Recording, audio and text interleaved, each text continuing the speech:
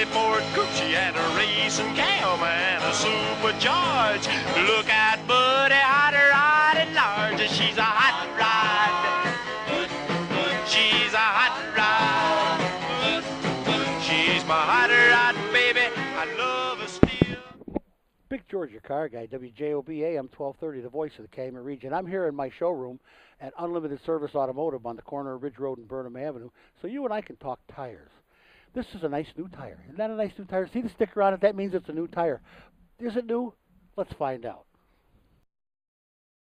All right, now, we're looking at this brand new tire. You saw the sticker on it. It's for sale. Guess what? This number right here tells the story.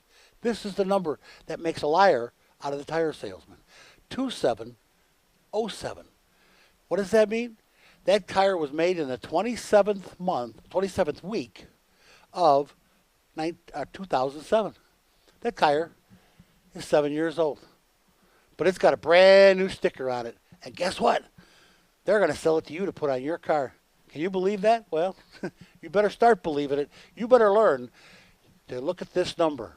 2707, the 27th week of 2007, and a brand new tire. Still for sale. And there's a lot of these on the rack. Trust me. All right, from a distance now, this tire looks very fine. Looks very nice. Got a plenty of tread. It's looking pretty decent.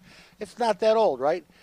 T-Rex, come on up here. I want to show you just how old this tire is. Check this out. Look at the inside these treads. This one over here, too. We call that dry rot. It goes in all the grooves. It's all cracking. This tire was old when it was put on, and it's even older now.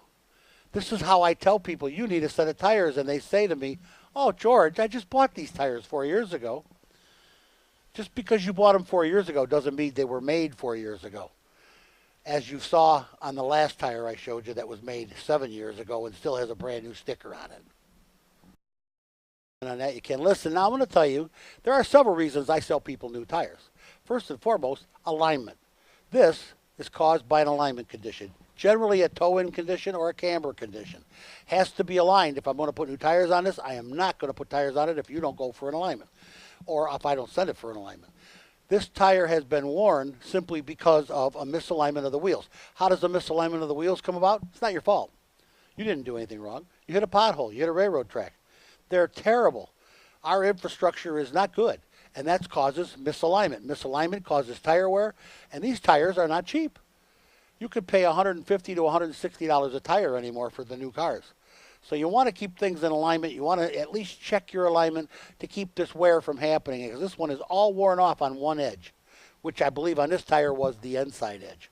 It could have been the outside edge. It could be both edges. It will wear out if the car is not in alignment.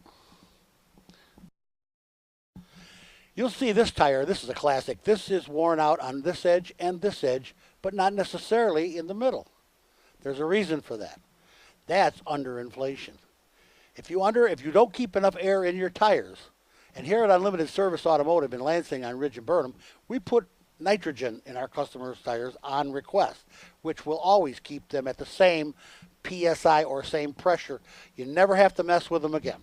And they will not wear this way. This is a direct result of underinflation.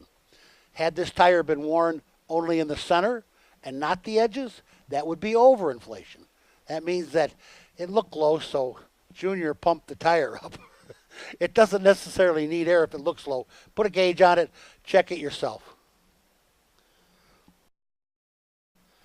And speaking of Junior, this is what we call a burnout tire. A burnout tire is a burnout tire. You know what I'm talking about, Dad. Ma, and if you don't, I'm going to tell you, Ma. Rev it up in neutral, throw it in drive, and listen to the tire squeal like a pig all the way down the street. Real good job. But look what happens to the tire.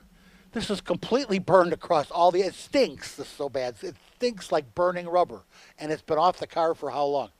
Let me just tell you, if Junior is driving your car bad, this is what's going to happen. If Junior drives his car bad, this is going to happen. And you're going to buy the tires, aren't you? Nah.